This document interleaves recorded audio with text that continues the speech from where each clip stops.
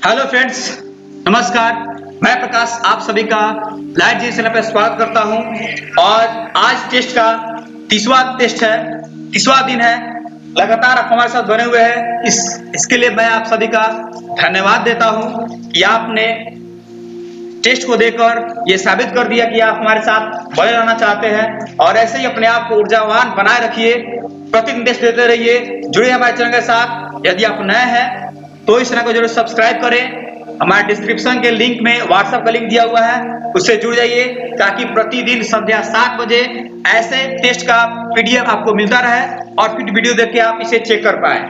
Okay, देर न करते हुए मैं वीडियो शुरू करना चाहूंगा। उससे पहले यदि आप चैनल पर नए हैं तो चैनल को सब्सक्राइब जरूर करें। चलिए देर न करते हुए स्टार्ट करते हैं। आप आइए, क्वेश्चन नंबर फर्स्ट। भारत में किस वर्ष आर्थिक उदारीकरण हुआ था? ऑप्शंस है 1985, 1989, 1991 या 1993। इसका सही जवाब होगा 1991। भारत में आर्थिक उदारीकरण की शुरुआत 1991 में प्रधानमंत्री पीवी नरसिम्हा राव और उनके तत्कालीन वित्त मंत्री डॉक्टर मनमोहन सिंह द्वारा हुई थी। भारत में आर्थिक उदारीकरण से तात्पर्य देश की आर्थिक नीतियों के आर्थिक उदारीकरण से है, जिसका उद्देश्य अर्थव्यवस्था को अधिक बाजार उन्मुख बनाना और निजी और विदेशी निवेश की भूमिका का विस्तार करना है। विशिष्ट परिवर्तनों में आयात शुल्क में कमी भी शामिल है। उदारीकरण का मूल उद्देश्य उन प्रतिबंधों को समाप्त करना था जो उनमें बाधा बन पाए। उदारीकरण से फायदा क्या होता है कि बहुत सारी विदेशी कंपनियां जो है हमारे देश में आके इन्वेस्ट करती है, ताकि हमारे लोगों को यहाँ पे रोजगार मुहैया होता है और देश के राष्ट्रीय आय में, जीडीपी में काफी ज्यादा फायदा होता है। डॉक्टर मनमोहन सिंह जब वित्त मंत्री थे 1991 में, उन्होंने 3 चीजों को फोकस किया: उदारीकरण, वैश्वीकरण पे फोकस किया। और 2 चीजें, उदारीकरण और वैश्वीकरण। वैश्वीकरण क्या होता है? विश्व की देश की सभी अर्थव्यवस्थाओं को एक साथ जोड़ देना। वैश्वीकरण एक ग्लोबलाइजेशन कहलाता है, ताकि विश्व के सभी देश एक दूसरे से परस्पर व्यापार कर सके और एक जगह की चीजें जो है दूसरे देशों के पास आसानी से पहुंच पाए। चलिए आगे बढ़ते हैं अगले प्रश्न की ओर। Question number 2। खंगचेदजोंग राष्ट्रीय उद्यान और जीवमंडल आरक्षित क्षेत्र स्थित है कहां पर? अरुणाचल प्रदेश, हिमाचल प्रदेश, सिक्किम या असम? तो इसका सही जवाब होगा सिक्किम। खंगचेदजोंग राष्ट्रीय उद्यान और जीवमंडल आरक्षित क्षेत्र सिक्किम में स्थित है। इसे यूनेस्को ने 2016 में विश्व विरासत स्थल में सूचीबद्ध किया था और यह भारत का पहला मिश्रित विरासत स्थल है। मिश्रित करने का सेंस ये हुआ जो वहां राष्ट्रीय उद्यान और जीवमंडल आरक्षित दोनों है। अरुणाचल प्रदेश में वन्य जीव अभ्यारण्य जैसे पक्के टाइगर रिजर्व, दिबांग वन्य जीव अभ्यारण्य आदि स्थित है। हिमाचल प्रदेश में राष्ट्रीय उद्यान जैसे कुल्लू में द ग्रेट हिलमयन राष्ट्रीय उद्यान, पीन वैली राष्ट्रीय उद्यान स्थित है। असम में काजीरंगा राष्ट्रीय उद्यान स्थित है, जो एक सींग वाले गेंडों के लिए काफी प्रसिद्ध है। चलिए आगे बढ़ते हैं अगले प्रश्न की ओर। Question number 3। निम्नलिखित में से किसके साथ ऑपरेशन फ्लड संबंधित है? ऑप्शंस है भारत का खनन उद्योग, भारत का डेयरी उद्योग, भारत का कृषि उद्योग या भारत का पोल्ट्री उद्योग? तो इसका सही जवाब होगा भारत का डेयरी उद्योग। ऑपरेशन फ्लड 1970 में शुरू किया गया था, जब भारत के राष्ट्रीय डेयरी विकास बोर्ड के एक परियोजना थी। यह दुनिया का सबसे बड़ा डेयरी विकास कार्यक्रम था। 30 वर्षों में इसने प्रति व्यक्ति उपलब्ध दूध को दोगुना कर दिया और डेयरी फार्मिंग को भारत का सबसे बड़ा आत्म-अस्थायी ग्रामीण रोजगार बना दिया। अमूल के अध्यक्ष और संस्थापक वर्गीज कुरियन को भारत के तत्कालीन प्रधानमंत्री लाल बहादुर शास्त्री ने NDDB का अध्यक्ष नामित किया था, यानी कि भारत राष्ट्रीय डेयरी विकास बोर्ड का अध्यक्ष नामित किया था। और वर्गीज कुरियन को ही ऑपरेशन फ्लड के जनक के रूप में जाना जाता है। चलिए आगे बढ़ते हैं अगले प्रश्न की ओर। क्वेश्चन नंबर 4, निम्नलिखित में से कौन सा क्षेत्र खट्टे फलों के उत्पादन के लिए सर्वश्रेष्ठ है? ऑप्शंस है मानसून क्षेत्र, उष्णकटिबंधीय उच्च भूमि क्षेत्र, भूमध्य सागरीय क्षेत्र या भूमध्य रेखीय क्षेत्र।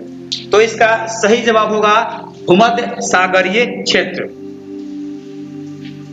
नींबू, संतरे और अंगूर जैसे खट्टे फल जैतून के पेड़ों के समान जड़ संरचना के कारण भूमध्य सागरीय क्षेत्र में अच्छी तरह से विकसित होते हैं। यह भी इन फलों की खाल मोटी होती है जो जलवायु के लिए अच्छी तरह से अनुकूल होती है। आपसे क्वेश्चन ये भी कह देगा कि अंगूर की खेती के लिए कौन सा क्षेत्र प्रसिद्ध है, तो आपका जवाब होगा भूमध्य सागरीय क्षेत्र। या खट्टे फलों की खेती के लिए कौन सा क्षेत्र फेमस है, तो आंसर होगा भूमध्य सागरीय क्षेत्र।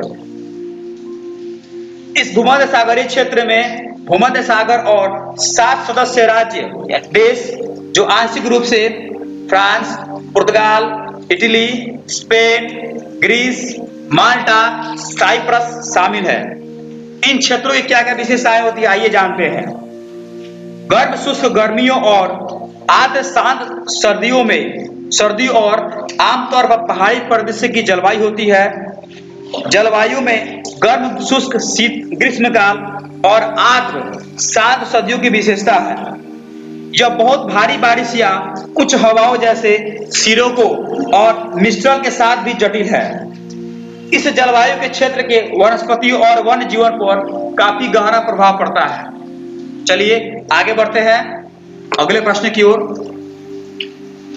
क्वेश्चन नंबर 5, हमारी सौर मंडल का सबसे निकटतम तारा खाली जगह है। ऑप्शंस है Alpha Centauri A, Alpha Centauri B, Proxima Centauri या सिरियस। तो इसका सही जवाब होगा प्रोक्सिमा सेंटोरी। प्रोक्सिमा सेंटोरी हमारी सौर मंडल का सबसे निकटतम तारा है, अर्थात 4.25 प्रकाश वर्ष दूरी पर स्थित है। आगे बढ़ते हैं अगले प्रश्न की ओर। क्वेश्चन नंबर 6, समुद्र की गहराई मापने के लिए प्रयुक्त उपकरण को क्या कहा जाता है? ऑप्शंस है हाथोमीटर, हाइड्रोमीटर, मैनोमीटर या अल्टीमीटर। तो इसका सही जवाब होगा हाथोमीटर। हाथोमीटर पानी की गहराई निर्धारित करने के लिए नेविगेशन और सुरक्षा के लिए उपयोग किए जाने वाले सक्रिय सोनार उपकरण है। यह पानी की गहराई को मापने के लिए एक गूंज ध्वनि प्रणाली है। यदि बात करें हाइग्रोमीटर की, तो हाइड्रोमीटर एक ऐसा उपकरण है जिसका उपयोग तरल पदार्थों के सापेक्ष घनत्व को मापने के लिए किया जाता है। हाइड्रोमीटर का काम उछाल की अवधारणा पर आधारित होता है। यदि मैनोमीटर की बात की जाए तो मैनोमीटर एक उपकरण है जिसका उपयोग दबाव मापने के लिए किया जाता है। अल्टीमीटर की बात की जाए तो अल्टीमीटर एक उपकरण है जिसका उपयोग किसी निश्चित स्तर से ऊपर की वस्तु की ऊंचाई को मापने के लिए किया जाता है। आगे बढ़ते हैं अगले प्रश्न की ओर। क्वेश्चन नंबर 7, निम्नलिखित में से कौन सी हवा स्थानीय पवन का एक उदाहरण है? ऑप्शंस है चिनूक, हार्मेटन, सिराको या ये सभी। तो इसका सही जवाब होगा ऑप्शन डी, ये सभी। चिनूक, हार्मेटन और सिराको, ये तीनों जो है अस्थायी पवन का एग्जाम्पल है।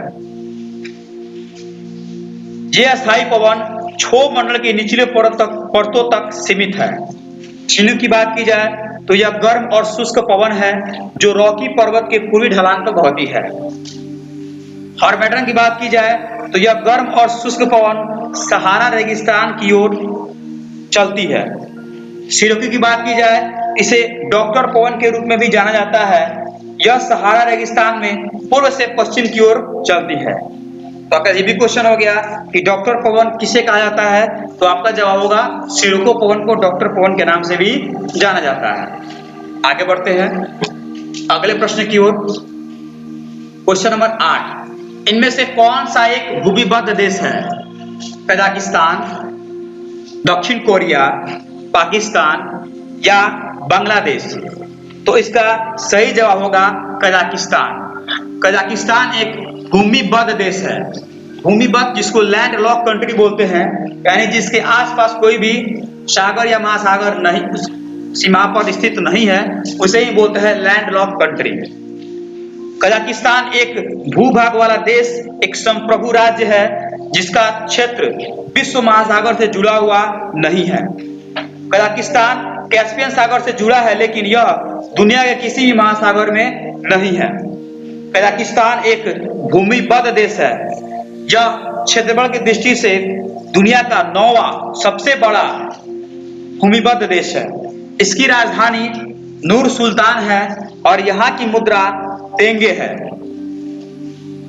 चलिए आगे बढ़ते हैं। सेकेंड लास्ट क्वेश्चन, निम्नलिखित में से देश कौन सा देश 2023 में G20 शिखर सम्मेलन की मेजबानी करेगा? ऑप्शंस हैं इटली, इंडोनेशिया, भारत या ब्राजील। तो इसका सही जवाब होगा भारत। जी हाँ, G20 की अध्यक्षता 2023 में भारत करेगा। यदि आपसे पूछा जाएगा कि जो सन 2020 के G20 शिखर सम्मेलन की मेजबानी किस देश ने की थी, आपका जवाब होगा सऊदी अरब। उसके बाद G20 शिखर सम्मेलन 2021 में इटली, 2022 में इंडोनेशिया, 2023 में भारत और 2024 में ब्राजील में होने हैं। G20 राष्ट्राध्यक्षों और शासनाध्यक्षों का शिखर सम्मेलन रोम में 30 और 31 अक्टूबर 2021 को आयोजित किया जाएगा। G20 19 देशों और यूरोपीय संघ की सरकारी और केंद्रीय बैंक के गवर्नरों के लिए एक अंतरराष्ट्रीय मंच है। आगे बढ़ते हैं लास्ट क्वेश्चन की ओर।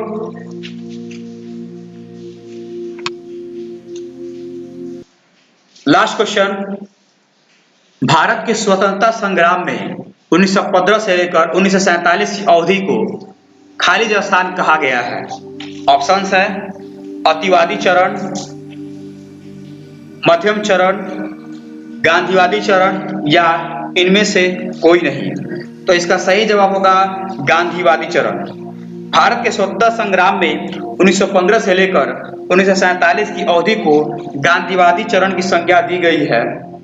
महात्मा गांधी 9 जनवरी 1915 को दक्षिण अफ्रीका से भारत लौटे। इसी दिन को भारत में प्रवासी भारतीय दिवस के रूप में मनाया जाता है। गांधी जी और पंडित जवाहरलाल नेहरू 1916 में पहली बार लखनऊ में मिले थे। 1917 में गांधी जी ने चंपारण सत्याग्रह अभियान चलाया था बिहार के चंपारण जिला में। अहमदाबाद में 1918 में कपास मिलों में हड़ताल गांधी जी के नेतृत्व में पहली भूख हड़ताल थी। यानी आपसे क्वेश्चन कहेगा कि गांधी जी ने पहली भूख हड़ताल कब और कहाँ की थी, तो आपका जवाब होगा अहमदाबाद में 1918 में की थी। 1919 ईस्वी के रॉबर्ट सत्याग्रह ने गांधी जी को पूरे भारत में प्रसिद्ध कर दिया।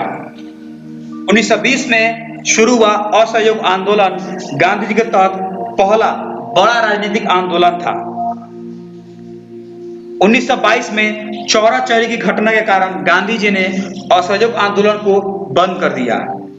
गांधी जी 1924 में बेलगाम सत्र में भारतीय राष्ट्रीय कांग्रेस के अध्यक्ष बने। गांधी जी ने 1930 में सविनय अवज्ञा आंदोलन के अलावा नमक सत्याग्रह शुरू किया। 30 जनवरी 1948 को गांधी जी की हत्या नाथूराम गोडसे ने गोली मारकर कर दी। एक और सवाल आता है कि भारतीय राष्ट्रवाद का मध्यम चरण किस अवधि को कहा जाता है, तो 1885 से लेकर 1905 की जो अवधि है उसे भारतीय राष्ट्रवाद का मध्यम चरण माना जाता है। 1905 से लेकर 1920 के बीच की अवधि को भारतीय राष्ट्रवाद में चरमपंथी चरण माना जाता है। ये वीडियो आपको कैसी लगी आप हमें कमेंट बॉक्स में जरूर बताएं। यदि वीडियो आपको ज्ञानवर्धक लगी हो तो प्लीज इस चैनल को सब्सक्राइब करें, वीडियो को लाइक, कमेंट और शेयर करना बिल्कुल ना भूलें और ऐसे प्रतिदिन वीडियोस पाने के लिए हमारे साथ जुड़े रहिए। अपना ख्याल रखें। Okay, thank you.